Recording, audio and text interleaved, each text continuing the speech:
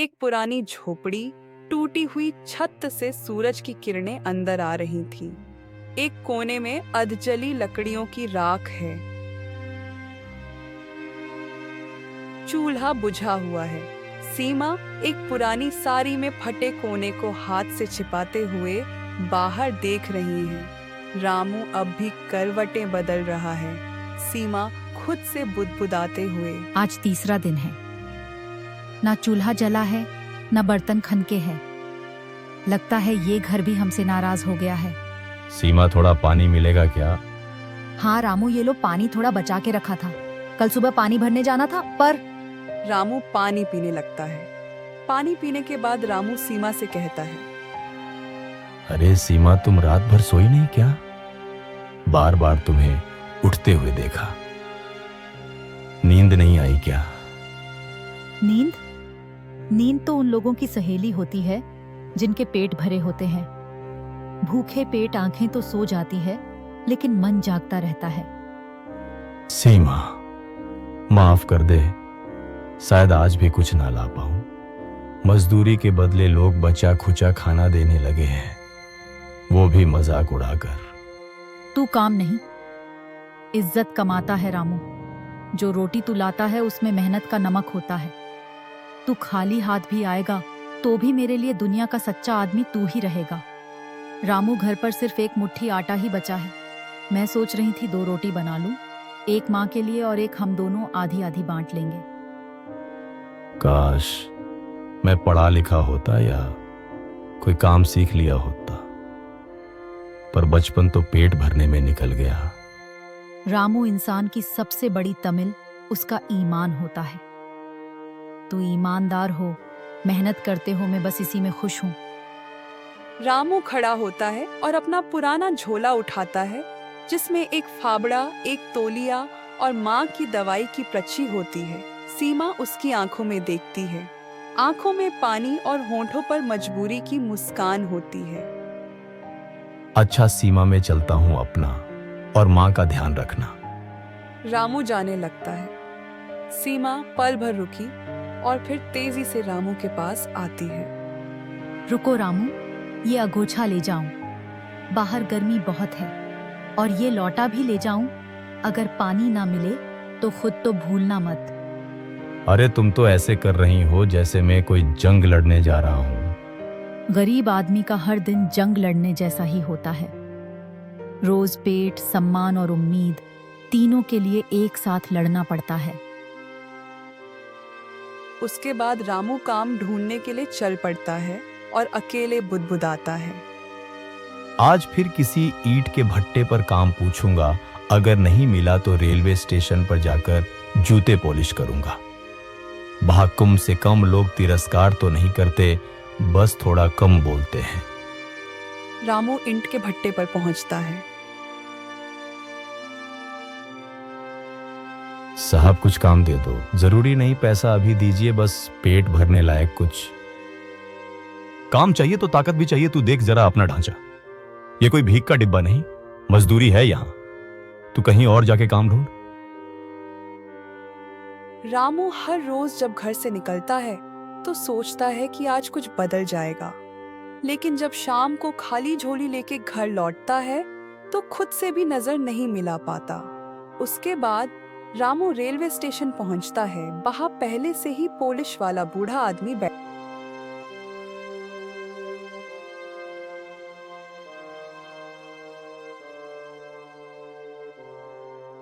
नया है क्या? इस काम के भी अपने कुछ असूल है। इस जगह का रोज का किराया लगता है बैठने का, और ऊपर से ग्राहक बांटे हुए हैं। मैं कोई हिस्सा नहीं मांग रहा बाबा, बस आज की दोपहर भर बैठने दो। घर पर मां बीमार है, बीवी भूख से लड़ रही है, बस रोटी का कुछ सहारा हो जाए। ठीक है बेटा, आज तू यहां बैठ जा, मैं आज पीछे बैठ जाता हूं। रामू सिर झुकाकर धन्यवाद करता है और बैठ जाता है। अपने फटे झोले से एक पुरानी पॉलिश की डिब्बी निकालता है, जो सीमा ने कई महीने पहले लेकर दी थी, ये कहकर कि कभी काम आ जाएगी। कुछ घंटे बीत जाते हैं।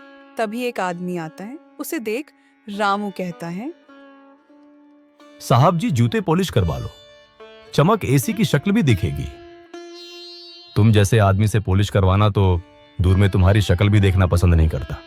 हटो सामने से। कुछ ही देर बाद एक और आदमी आता है साधारण कपड़ों में और रामू से कहता है, अरे भाई कर दो पॉलिश। और सुनो, अपना दिन मत कोसो, मैं भी कभी यहीं बैठता था। वक्त बदलता है, बस हौसला मत हारना। रामू चुपचाप काम करने लगता है। उसके हाथ कांप रहे थे, पर रामू की आंखें उस आदमी की बातों में उम्मीद ढूंढ रही थीं। आज मैं गिरा भी ठुकराया भी, लेकिन एक अजनबी की बातों ने मेरी रीढ़ सीधी कर दी। ये 20 रुपए मेरे लिए 100 के सम्मान है, सीमा के लिए, मां के लिए और उस चूल्हे के लिए जो कल फिर धुआं छोड़ेगा। शाम को रामू मुस्कुराते हुए घर आता है। रामू तू मुस्कुरा क्यों रहा है? क्योंकि आज मैं हार कर भी जीता हूं। चल, आज रोटी बनेगी, चूल्हा धुआं छोड़ेगा। तू चाहे कुछ भी ला, मेरे लिए तेरा लौट आना ही सबसे बड़ी दौलत है। सीमा डिब्बे में से थोड़ा सा आटा निकाल के छान रही थी। सीमा बेटा, तुम थकती नहीं क्या? सुबह से शाम तक काम करती हो। माँ, थकना औरत के नसीब में कहाँ होता है, और फिर जो घर रुक जाए वो थकान नहीं सजा होती है। आज रामू का चेहरा देखा था, ऐसे लग रहा था जैसे धूप में झुलस गया हो। मेरी बीमारी ने तुम दोनों की रीढ़ की हड्डी तोड़ दी। ऐसा मत कह माँ, तू तो इस घर की बूंद है। अगर तू ना होती तो रामू कहाँ से आता? मैंने तो तुम्हें माँ से भी ज्यादा पाया है।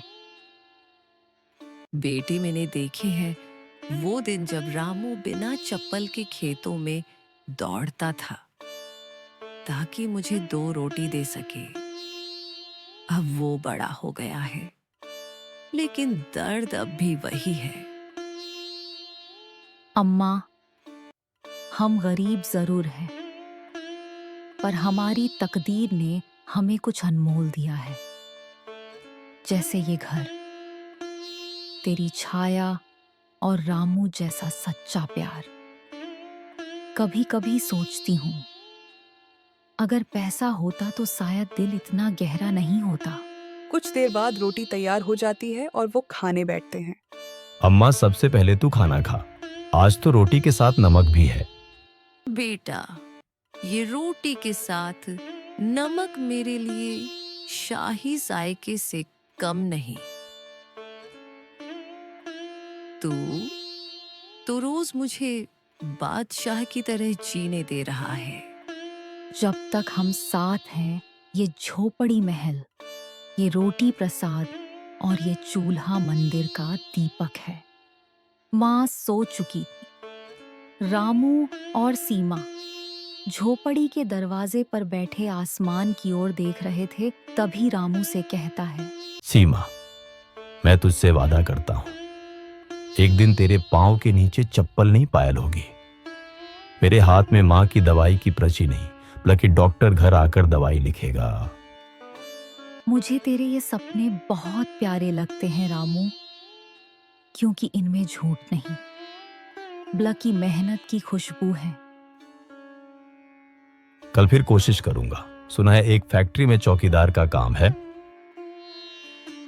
जा रामू, पर याद रखना, काम चाहे जैसा भी हो, तेरा दिल और ईमान कभी झुके ना। तेरे शब्द मेरी रीढ़ है सीमा, तू मेरी जिंदगी की लो है, जो बुझ जाए तो मैं एक परछाई हूं।